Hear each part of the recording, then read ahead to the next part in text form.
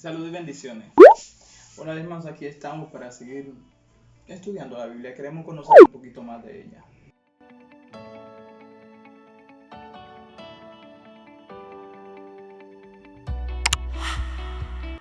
Una de las partes más difíciles para mí fue las genealogías. El yo aprender qué era una genealogía me fue bien difícil. ¿Para qué sirve eso? ¿Para qué la Biblia tiene tanto nombre? ¿Cuál es el propósito? Hoy vamos a ver para qué sirven y por qué están ahí. Acompáñenme. La genealogía contiene en ella un doble propósito. Primero, una data de tiempo. Cuando se estudia la genealogía, nosotros podemos ubicarnos en el tiempo, porque aparte de decir que fulano era padre de fulano, también te dice en qué época se encontraba, en la edad de esa persona. Y segundo, una data familiar, o sea, dependiendo de el lugar donde nació esa persona y a la familia que perteneció, ya uno conoce ampliamente la época en la que se sitúa y la familia en la cual se sitúa el hecho. Nos ayuda a ponernos en contexto del lugar, del tiempo y del grupo étnico o familia en el cual sucede el hecho. Por ejemplo, podemos tomar Mateo. Vamos a leer.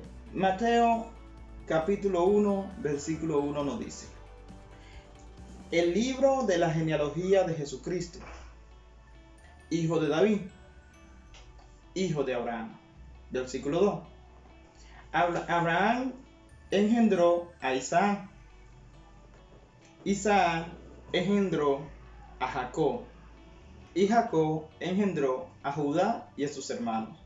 Simplemente en estos dos versículos podemos encontrar la contextualización de un hecho. Podemos ya decir que Jesucristo es el Mesías porque viene de la familia directamente de David. Es la promesa dada a Abraham, ya que viene directamente de la familia de Abraham. Nos sitúa en dos épocas diferentes, además de que nos sitúa en generaciones diferentes.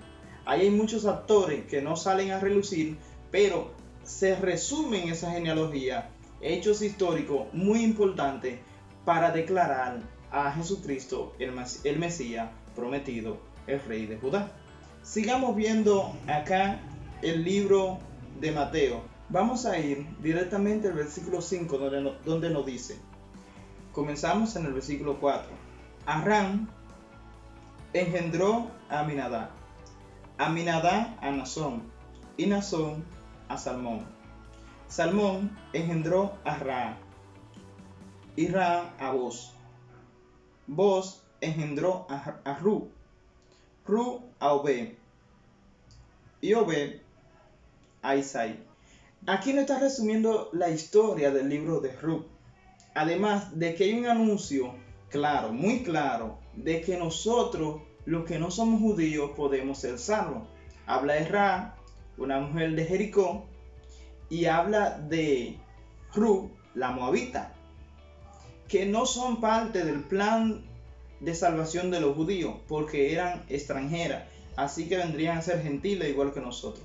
Desde aquí ya el Señor está dando señales de que Él quería una iglesia universal, promesa que le había hecho antes a Abraham y aquí se ve contextualizada. Miren claramente cómo se presenta dentro de una genealogía algo tan importante como la doctrina de la salvación. Así que nosotros debemos tomar en cuenta cuando estamos leyendo nuestras genealogías, aunque sea incómoda, cuáles son los personajes y qué influencia ha tenido ese personaje en la historia bíblica. Y así podemos encontrar secretos ocultos, joyas que nos pueden ayudar durante una enseñanza o un mensaje. Seguimos. Primera vez que en una genealogía se toma en cuenta a las mujeres, porque hay 5 mujeres que son muy importantes dentro de la genealogía de Jesús para dejar ver la gloria de Dios a través de ellas y de su familia. Las genealogías también son importantes, pero muy importantes, porque las genealogías nos dejan ver también la nacionalidad de la persona. Nos ubica directamente en el lugar, por el nombre podemos descubrir el lugar en el cual se está dando el hecho o la cultura en la cual se desarrolla esta enseñanza. Por ejemplo, Pablo dice a Timoteo que él ha sido formado y que él es sabio porque su madre Loida recibió una enseñanza de su abuela Eunice. Miren claramente, estos nombres son griegos. Inclusive el nombre Timoteo es un nombre griego. Y por estos nombres, en esa pequeña genealogía de abuela, madre, hijo, viene a representarse una cultura. Es muy interesante cuando leemos esa pequeña genealogía, el que esos nombres nos digan cosas.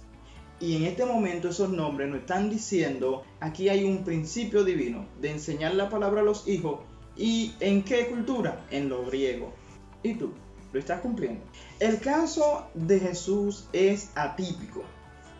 La genealogía de Jesús la podemos seguir tanto en Mateo como en Lucas, desde José y desde María, porque ambos son descendientes de David, contrarrestando todas las ideas que tenían los fariseos y dejando ver claramente de que Jesús sí es heredero al trono de David, porque ambos padres, ya sea por uno o por otro, ambos padres son del linaje de David.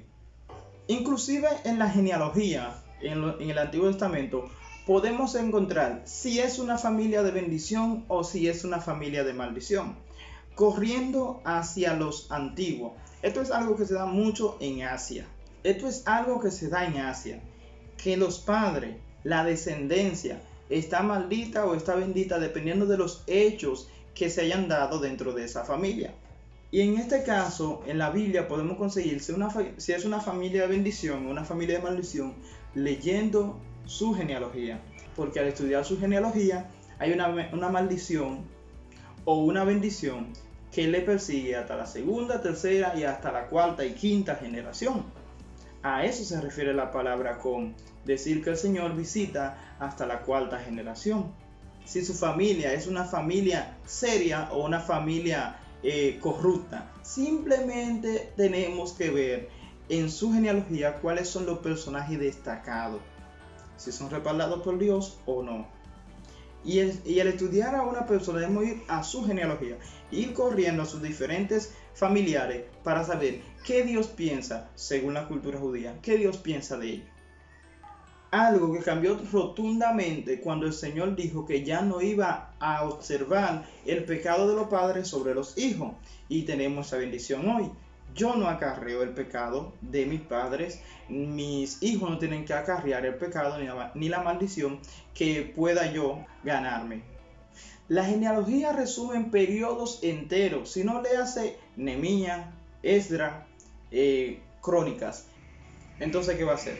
Ve, busca tu Biblia y comienza a leer aquella genealogía que tanto tú evitabas leer. A mí me pasó, pero ya no lo evito. No lo evito tampoco. Si has llegado hasta aquí es porque este contenido te ha gustado. Así que, ¿qué más? Dale like para que otros también lo puedan ver. Muchas bendiciones.